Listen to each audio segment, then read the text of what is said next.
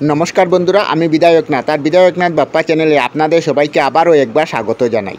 আজকের ভিডিওতে আমরা জানব বৃন্দাবনের প্রেমানন্দ মহারাজজি কে এবং তার জীবন কাহিনী সম্পর্কে। তো বন্ধুরা, যাওয়া যাক মূল ভিডিওতে। প্রেমানন্দ মহারাজজি হলেন একজন ভক্তিমার্গের সাধক। প্রেমানন্দ মহারাজকে শ্রীকৃষ্ণের অবতারও বলা হয়েছে। উনার দুইটি কিডনি খারাপ হয়ে গেছে অনেক আগেই। উনি নিজেও মনে করেন উনার ভিতর এমন একটি শক্তি আছে যা উনাকে সবকিছু করায়। শুধু এই পর্যন্ত নয়, বিরাট কোহলি ও অনুষ্কা শর্মাও উনার আশীর্বাদ নিয়েছিলেন। কি উনার জীবনযাত্রা এবং কিভাবে উনার দর্শন পাওয়া যেতে পারে, চলুন জেনে নেই আজকের এই ভিডিওতে। গল্পটা শুরু হয় উত্তরপ্রদেশের কানপুরের ছোট্ট শহর সাসল থেকে। এখানে উনার জন্ম হয়েছিল। ছোটবেলায় সকলে তাকে অনিরুদ্ধ পাণ্ডে বলে জানত।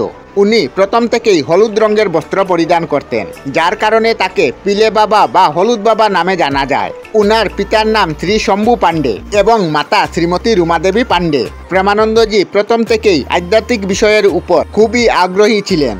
এটার কারণ উনার বাবা ও ঠাকুরদারাও সন্ন্যাসী ছিলেন। শুরু থেকে গঙ্গা নদীর তীরে বসার ইচ্ছা ছিল। আধ্যাত্মিক বিষয়ের প্রতি প্রয়োজনও তিনি অনেক কম বয়স থেকেই হনুমান চল্লিশা পাঠ করতে শুরু করেন প্রেমানন্দ মহারাজজি। বেশি দূর পড়াশোনা করেননি তিনি। উনি নবম ক্লাস পর্যন্ত পড়েছিলেন। যখন মহারাজ পঞ্চম শ্রেণীতে পড়েন, যখন বাচ্চারা খেলাধুলাতে ব্যস্ত থাকে, ঠিক সেই সময় প্রেমানন্দজি মহারাজ সুখসাগর গ্রন্থটি পাঠ করতে শুরু করেন। স্কুলে পড়ার সময় উনার মনে প্রচুর প্রশ্ন উঠত। উত্তর পাওয়ার জন্য তিনি শ্রীকৃষ্ণ গোবিন্দ হরে মুরারি জাপ করতে শুরু করেন। উনার মন সর্বদাই ভগবানকে পাওয়ার জন্য উতলা হতো, কিন্তু বয়স কম হওয়ার জন্য উনি কোথাও যেতে পারতেন না। সর্বোপরি উনি যখন নবম শ্রেণীতে উঠেন, তখন বোর্ডের পরীক্ষার জন্য আমরা সবাই প্রস্তুতি হই। তখন তিনি আধ্যাত্মিক পথে ভগবান দর্শনের উদ্দেশ্যে মনোনিবেশ করেন, আর এর জন্য তিনি সবকিছু ত্যাগ করতেও রাজি ছিলেন। সমস্ত কিছু সম্পর্কে তিনি তার মাকে জানান যখন তার বয়স ছিল মাত্র 13 বছর। এরপর অনেক প্রতিকূলতা কাটিয়ে মাত্র 13 বছর বয়সে উনি গৃহত্যাগ করেন। গৃহত্যাগের পর উনাকে নাস্তিক ব্রহ্মচার্যে দীক্ষা করা হয়। প্রথমবার উনার নাম পরিবর্তন করা হয়। উনার নাম হয় আনন্দস্বরূপ ব্রহ্মচারী। তিনি শিক্ষা গ্রহণ করার পর উনি সন্ন্যাসী ধর্ম গ্রহণ করেন। সন্ন্যাসী গ্রহণের পর তার দ্বিতীয়বার নাম রাখা হয়। নাম হয় স্বামী আনন্দ আসন। যাই হোক, এই পর্যন্ত আসতে আসতে তার ভগবানকে পাওয়ার ইচ্ছা খুবই প্রবল হয়ে পড়ে।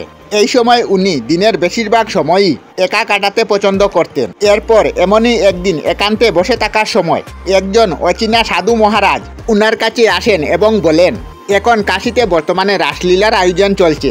এর জন্য প্রেমানন্দজি মহারাজ রাসলীলা দেখতে সেখানে পৌঁছে যান। কিন্তু উনি এটা জানতেন না যে ভগবানের রাসলীলা উনার হৃদয়ে এতটা জায়গা করে নেবে। এরপর 1 মাস ধরে তিনি ভগবানের রাসলীলা দেখেন। কিন্তু এরপর বৃন্দাবন থেকে আসা শিল্পীদের ফিরে যাওয়ার সময় এসেছিল। তখন মহারাজ ভাবেন, এখান থেকে ইনারা সকলেই চলে যাবেন, তবে এবার আমার কি হবে? এরপর তিনি চলে আসেন বৃন্দাবনে এবং ভ্রমণ করতে থাকেন। বৃন্দাবনে প্রেমানন্দজিকে বৃন্দাবনের মানুষ মহারাজ নামে জানতেন। সেই প্রেমানন্দ মহারাজ স্বামীর উপদেশ এবং নারায়ণ দাস ভক্তমালীর একজন শিষ্যের সহায়তায় তিনি মথুরা যাওয়ার জন্য রাজি হন। বর্তমান সময়ে বৃন্দাবনের একটি আধ্যাত্মিক অর্গানাইজেশন আছে। তার প্রতিষ্ঠা হয় প্রেমানন্দজি মহারাজের হাত ধরে। মহারাজের মূল উদ্দেশ্য ছিল বৃন্দাবনের বিভিন্ন ধার্মিক কাজগুলি করা এবং ভগবানের বিভিন্ন বাণী প্রচার করা এবং এর মধ্যে জগৎপ্রেম এবং শান্তিবার্তা ছড়িয়ে দেওয়া।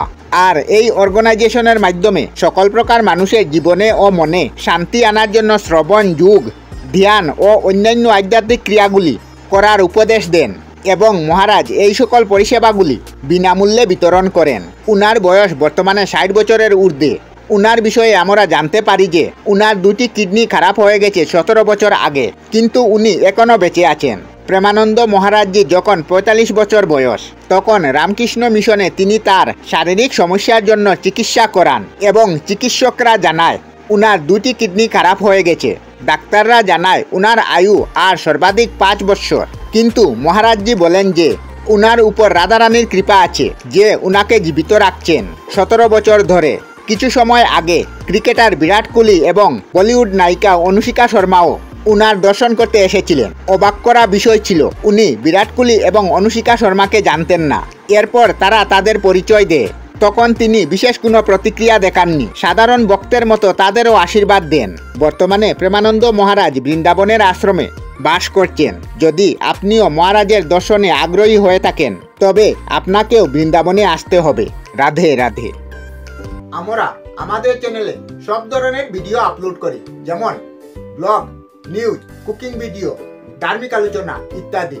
যদি আপনারা এই ধরনের ভিডিও দেখতে পছন্দ করেন তাহলে এই চ্যানেলটি নিশ্চয়ই সাবস্ক্রাইব করবেন। আমি আপনাদের সাথে বিদায়ক না, আজকের মতো বিদায় নিলাম। আর ভিডিওটি ভালো লাগে লাইক, শেয়ার ও কমেন্ট করবেন। ভিডিওটি সম্পূর্ণ দেখার জন্য অশেষ ধন্যবাদ।